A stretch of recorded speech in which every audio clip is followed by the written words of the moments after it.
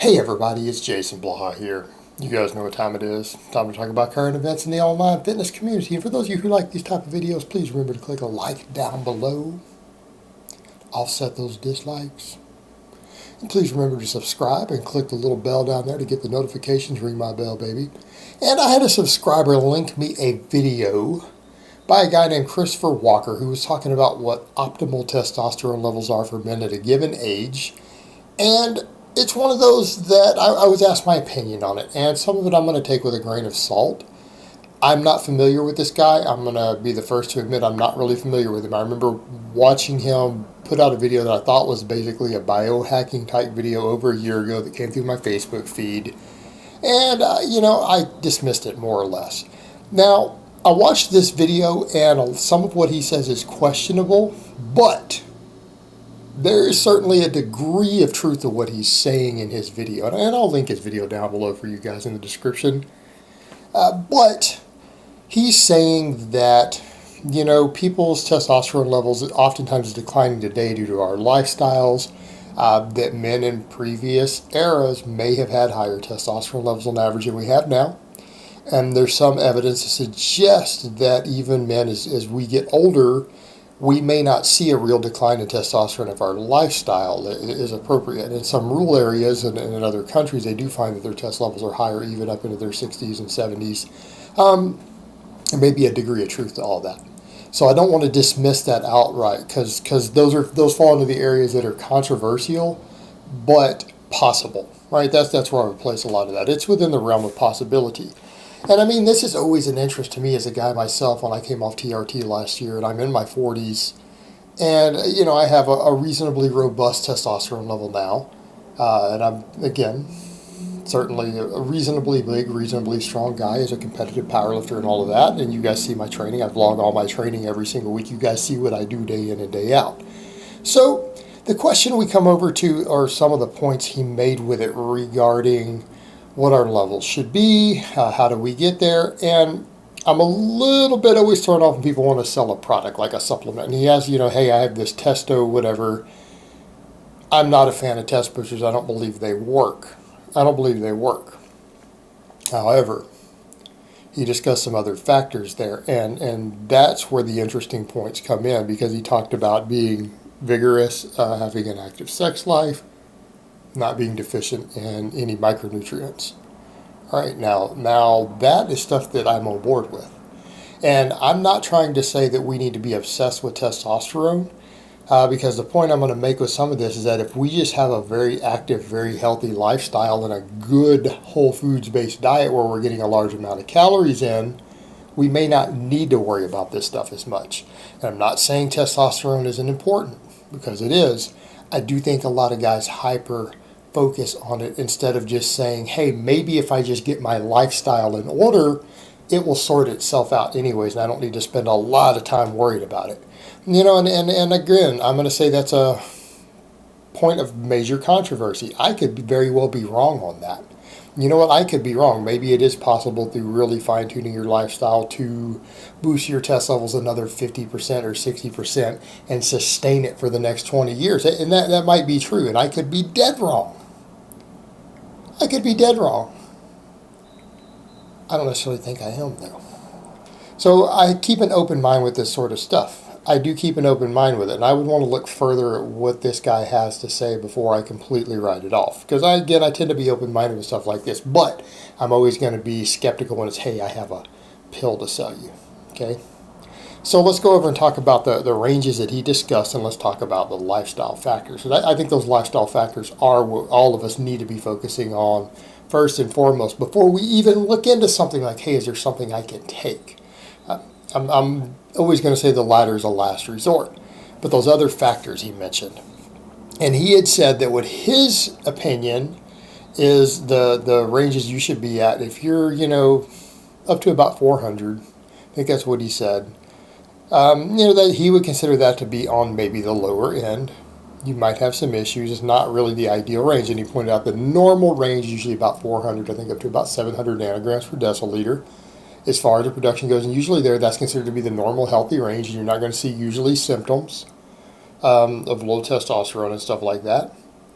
Fair enough. And then he's saying, I think like 700 to 1,000, that's really like the high range, right?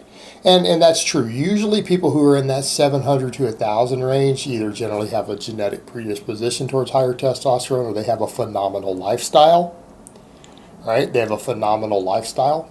I mean, if you're sitting at 900 nanograms per deciliter, the odds are you're probably physically active. You're not sedentary. You're not sitting around. You probably eat a whole lot of whole foods. You probably get plenty of vegetables in, plenty of meat, animal products, stuff like that. You probably don't have much in the way of dietary deficiencies, or if you do, it's been not something long term. And then he said that his opinion, guys, should be in that 1,000+ range. I think that's questionable. I'd want to see data. I would want to see hard data of a bunch of people who follow his various protocols who are sitting at 1,100 or something like that. I'd want to see a dozen guys who do it before I would ever say, look, that's even possible. Because that's an absolute rarity. To my knowledge, and based upon my research and my understanding of this stuff, that's very, very rare. And what people need to remember, you're talking about, at that point, being just very virile men. We're not necessarily talking about gaining more muscle or other stuff, because that's the big point people need to remember. Measurable differences in muscle mass from your training do not seem to be massively affected by your testosterone production, and that's what a lot of guys forget. In other words, if you're at 400 nanograms per deciliter versus at 700, it's not going to be like 5 extra pounds of muscle growth in a year. It's not going to be anything extreme like that. It's something like maybe a 1% difference in the amount of muscle you gain as a result of it per year. Okay, it's very small. It's not going to be the amount anything you're going to see on a scale weight difference.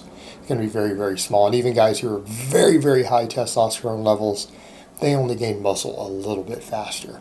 So it's not this night and day, because a lot of times you guys will hear about this stuff, say, oh, if I can just get my test levels up another 30%, I'll double my muscle growth from the gym. And it's not. It's not. It's going to be a percentage or 2% difference. It's going to be pretty small. But what are we talking about here? Are we talking about mood, energy, confidence, all these other factors that might go with it? Yeah, there's definitely some of that to be had there. And I don't think we should dismiss that. But what I will dismiss is this whole idea that guys have that if they can just boost their body's production of these things a little bit, that they're going to get 10 pounds of extra muscle out of it. That's just not reality. That's not based upon the research, and that's not based upon what we see in human beings. I think people would be shocked at what they would have to do in terms of even using exogenous substances to reach those sort of levels. To get 10 solid pounds of extra muscle over which you gain just from lifting weights, guys, that's basically a full-blown cycle of gear. That's not what you're going to get from just boosting your production or doubling your natural production, okay?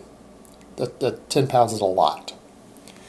So what should guys focus upon? What would I say based on even what he said? What would be kind of your ideal good diet? Being extremely physically active, good training.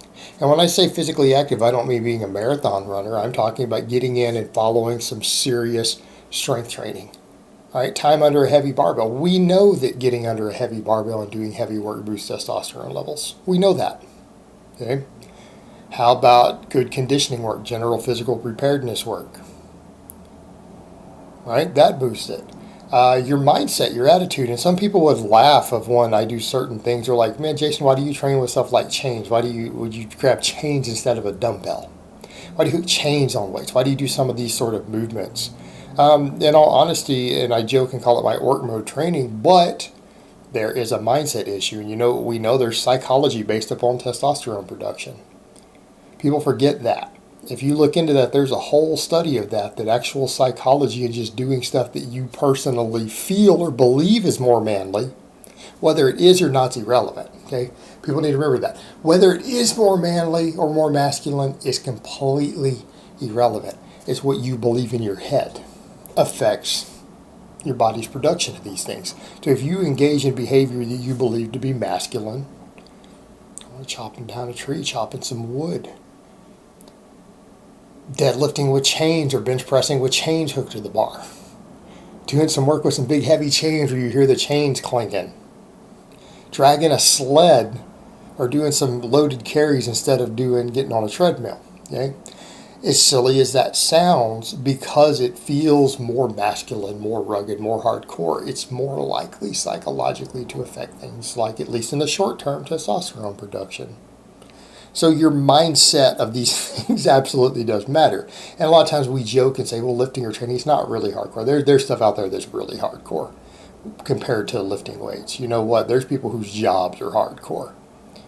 Right? There's people whose lives, because of the lives they're forced into, is hardcore. Lifting is a luxury. But does that attitude towards it potentially impact your testosterone production? Maybe. I'm not saying it will certainly, no, but maybe. Having a more aggressive mindset, putting yourself into a more confident, dominant mindset, does it affect the levels? Because people say, oh, well, that's associated with it. The hormone levels could cause that. Yeah, but the activity, the behavior, and the mindset can affect the hormone levels. That's a factor. How about a good diet? Being on a diet that is rich in whole foods and micronutrients, a lot of animal-based products, good vegetables. People say, well, can you just eat more to get there? Yeah, but you'll get fatter. So come back over to the other point. What if you're training really hard, big heavy weights, doing conditioning work, farmers walks, loaded carries? You're going to burn a lot more calories. People who put on 20 pounds of muscle mass and are very physically active and train hard burn a lot more calories. If you burn an extra 1,500 calories a day, and therefore you then eat another 1,500 calories of high quality food, what's the odds that you're going to be deficient in any micronutrients? That's going to go down dramatically. At that point, we're not looking at, hey, is there a supplement I can take to get micronutrients? We're looking at, is my energy turnover, because I'm vigorous and active and strong and have muscle, so high that I have to eat more food, and therefore I have the ability to consume more micronutrients in the form of my food. Yeah? It all fits together. There's a synergy there. So if we're going to talk about that stuff, and if that's the direction he's going to go, because he touched on some of that, I'm going to say, okay, I'm on board. You're right. Are we talking about just a product?